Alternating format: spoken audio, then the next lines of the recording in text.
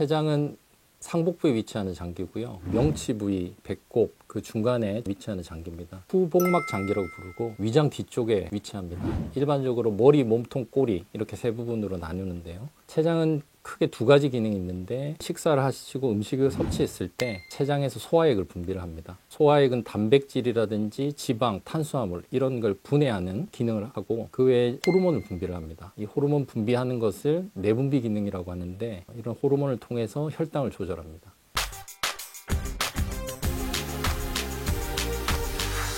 췌장암은 췌장의 악성 종양이라고 부르는데 췌장관에 있는 상피세포에서 발생하는 암이 췌관선암이라고 하는데 전체 췌장암의 한 90% 정도를 차지하고 일반적으로 췌장암이다 하면 이 췌관선암을 의미한다고 생각하시면 됩니다.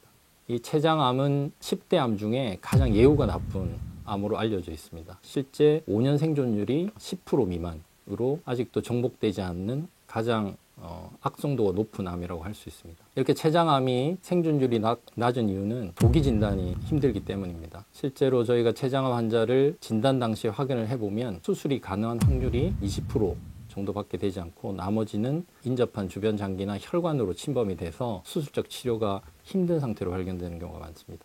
췌장암이 초기에 발견 못하는 또 주된 이유 한 가지가 실제 환자들이 느끼는 증상이 거의 없다는 게 조기 진단이 안 되는 또 하나의 이유이기 때문에 증상을 느끼고 병원을 찾았을 때는 이미 어느 정도 췌장암이 진행된 상태라고 말할 수 있겠습니다. 췌장의 정상세포에서 췌장암까지 가는 중간 단계를 전암성 병변이라고 하는데요. 정상세포가 췌장암까지 가는 중간 단계에서 진단이 되고 치료가 되면 췌장암까지 가는 걸 막을 수 있기 때문에 현재까지 제일 좋은 치료 방법은 전암성 병변에서 적극적으로 치료하는 게 되겠습니다. 제일 표준 진단 방법은 CT가 되겠고 그다음 일반적으로 검진상 우리가 쓸 수 있는 진단 방법은 초음파가 있습니다. 근데 크기가 굉장히 작은 1cm 미만의 병변들은 초음파나 CT에 잘 확인이 안 됩니다. 그러니까 어느 정도 커져서 발견될 수밖에 없고 또 아까 말한 어떤 전암성 병변은 어느 정도 크기가 돼서 발견됐다 하더라도 충분히 치료가 가능하기 때문에 전암성 병변에서 진단이 되고 치료가 되는 게 췌장암 치료의 제일 좋은 방법이라고 할 수 있겠습니다.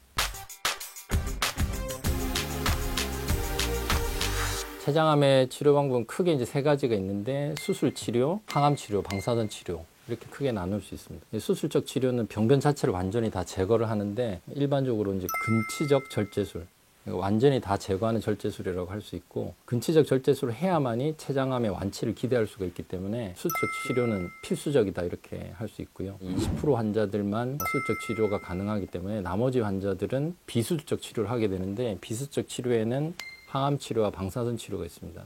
비수술적 치료는 완치라는 개념으로 하는 게 아니라 병의 진행을 더디게 한다 이렇게 봐야 되고 병 자체가 아예 완치되는 경우는 거의 없다 이렇게 보셔야 됩니다.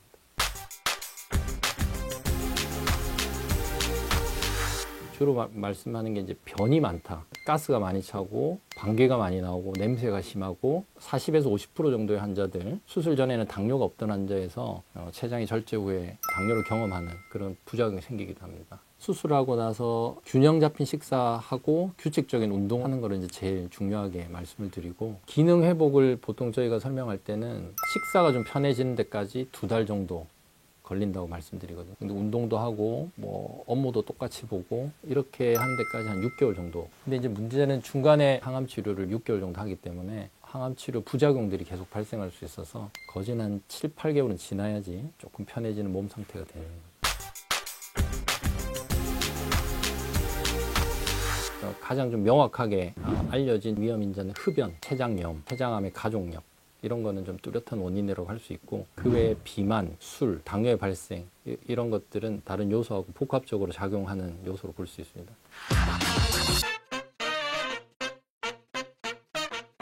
술을 많이 마시는 분들이 췌장암이 많이 생기는가 라는 질문을 많이 하시는데요. 술과 췌장암과의 직접적인 관계가 있다 이렇게 밝혀진 바는 없습니다. 근데 술을 많이 마시는 분들은 췌장염이 많이 발생하게 되고 췌장염은 췌장암 발생의 위험 인자이기 때문에 췌장암의 예방을 위해서는 술을 줄이는 게 좋은 방법이라고 할 수 있겠습니다.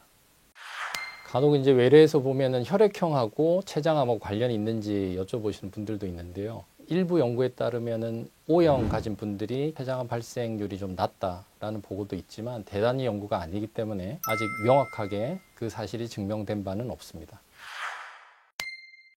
과거보다는 치료 성적이 많이 향상되긴 했습니다. 그런데 다른 암에 비해서는 여전히 극복하기 어려운 암인데, 첫째는 췌장암의 위험 인자들을 일상생활에서 조금 없애는 노력을 좀 기울여야 되는데, 흡연이라든지 비만, 술, 불규칙한 식사 이런 것들이 췌장암 위험 인자들이 될 수 있기 때문에 일상생활에서 건강을 좀 유지하려는 노력들이 췌장암으로 가는 그 차단막이 될 수 있을 것 같습니다.